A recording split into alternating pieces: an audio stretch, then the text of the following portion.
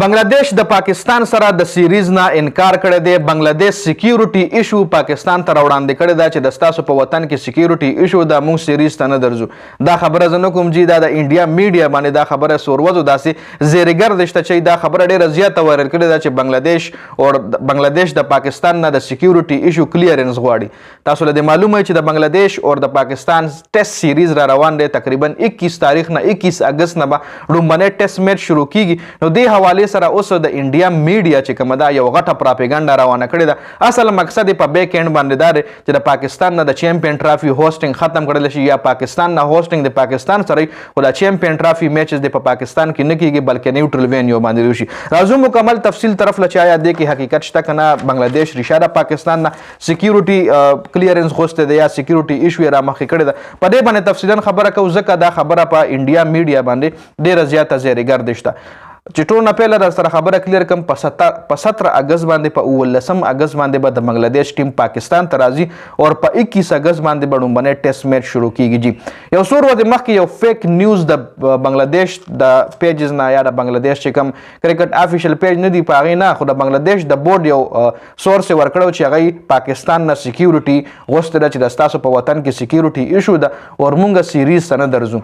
نو خبر خو فیک و خبر فیکو خو د انډیا میډیا دغه خبر راایستلی دی او ښه مسالې پې ورچولې ده او په ټوله ورځې پې ریپورټینګ کړی دی. هر چینل پې ریپورټینګ کړی دی چې بنگلاديش هم د پاکستان نه انکار وکړو. بنگلاديش هم پاکستان ته نه ځي او ټیسټ سیریز ته نه ځي نو بیا به چیمپئن ټرافۍ ته لاړ شي او بس پوره مسالې پې ورویشتې دي. ښه تړکه یې جوړه کړې ده وروره. خو بل طرف ته پاکستان د طرفې داسې هیڅ قسم سټیټمنټ نه دی جاری شوی یا د بنگلاديش د بورډ د افیشل پیج نه یا د بنگلاديش د بورډ افیشل چې کوم گورنمنټ دی د هغوی د طرفې هیڅ قسم داسې څه خبره نه ده جاری شوی.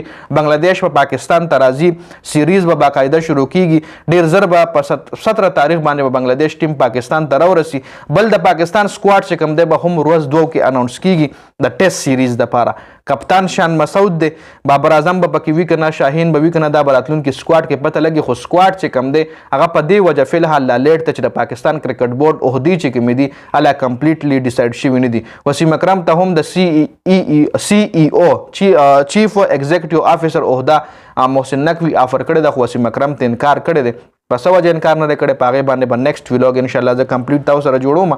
خو په دې ویډیو کې خبره دا وجي چې بنگلاديش د پاکستان نه انکار نه دی کړی. بنگلاديش پر راځي سکیورټي کنسرن سم نشته دی، سکیورټي کلیر ده، بالکل داسې څه مسله نشته دی. بنگلاديش په ضرور پاکستان ته راځي. سیریز به کیږي هم په پاکستان کې د 3 میچونو ټیسټ سیریز دی. د پاکستان سکواډ به ورځ دوه کې اناونس کیږي، سبا یا بل ورځ به ضرور اناونس کیږي. نو په هغې باندې به انشاءالله یو کمپلیټ ویلاګ تاسو سره زه شریکوم چې په سکواډ کې څوک دي څوک نه دي. نو تر اوسه پورې دا اپډیټ سو تاسو سره مې شریکول. د ویډیو کتلو ډېره زیاته مننه. ویډیو ضرور مخکې ملګرو سره شریک کړئ. جنید خان افیشل چینل هم سبسکرایب کړئ، پیج هم لایک کړئ. ډېره زیاته مننه جی. والسلام.